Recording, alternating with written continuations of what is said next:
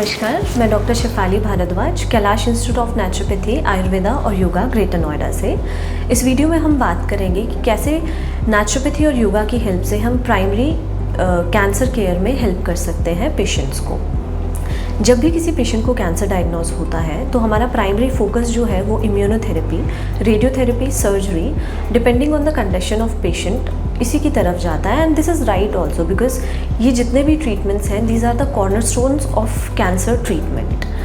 But यहाँ पर एक सवाल उठता है कि क्या उस दौरान हम पेशेंट की बॉडी को इतना स्ट्रॉन्ग बना सकते हैं कि वो ट्रीटमेंट को बहुत अच्छे से टॉलरेट कर सके और उसकी रिकवरी और ज़्यादा बेटर हो। यहाँ पे रोल आता है नेचुरोपैथी और योगा का।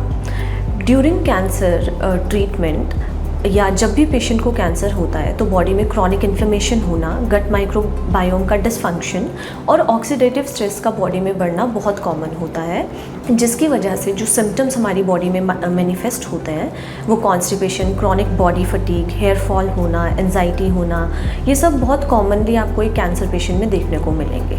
अब नेचुरोपैथी और योगा में हम क्या क्या कर सकते हैं जिससे कि पेशेंट को हेल्प मिले उसकी रिकवरी में और कैंसर ट्रीटमेंट के दौरान बेटर फील करने में। सबसे पहला पिलर जो आता है वो आता है डाइट और न्यूट्रिशन का।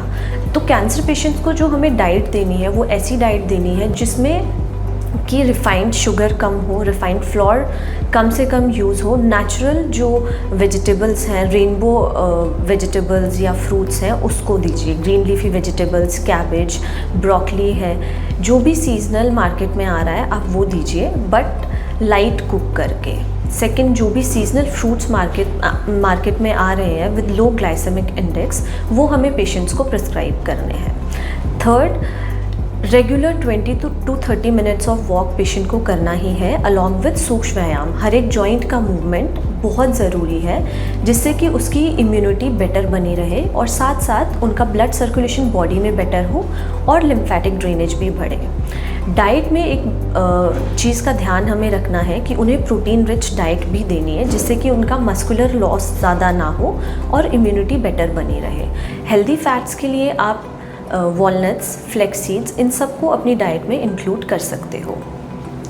थर्ड, एंजाइटी को मैनेज करने के लिए regular practice of pranayama, meditation, bhramari ज़रूर रखिए, क्योंकि जब भी कैंसर पेशेंट्स को इस स्टेज से जाना पड़ता है तो एंजाइटी और स्ट्रेस लेवल्स बहुत हाई होते हैं और उसको मैनेज करना बहुत ज़्यादा ज़रूरी है।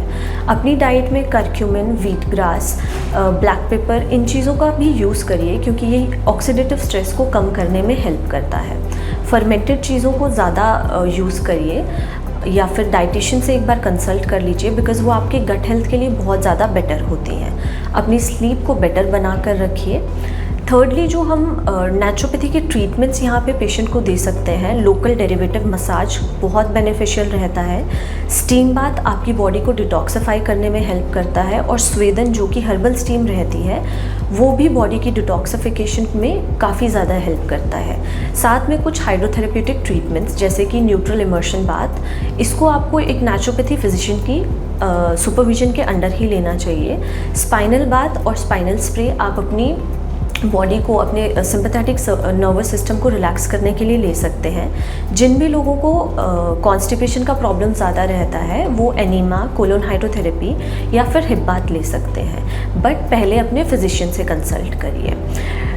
कैंसर के ट्रीटमेंट के दौरान मेंटल सपोर्ट पेशेंट को देना बहुत ज़्यादा ज़रूरी है, इसलिए बेटर है कि साथ पेशेंट की काउंसलिंग के साथ साथ फैमिली की भी काउंसलिंग की जाए। अपने आप को हेल्दी बनाए रखिए। Thank you so much.